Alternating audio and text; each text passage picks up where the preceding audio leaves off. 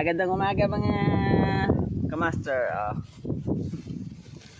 Tayo matutulog muna sa gubat. Ang lakas ng hangin dito. Dito tayo sa taas ng puno. Dito hangin lang yung maingay. Makakatulog ka ng maayos. At malayo sa mga sigaw ng mga bata.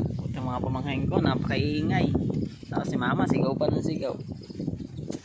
Tagal ng order ko, order ako kanin ulam saka tubig. Feel like a boss. Shout out, peace. Medyo mainit pa eh, hinantay ko lumilim. Nagtatagtuyot na yung ibang mga dahon eh. Wala. Pero dito sa gawi, medyo malilim na. Yan. Di mo naman ramdam yung init kasi malakas yung hangin, no? Peace out, yo. Bye bye.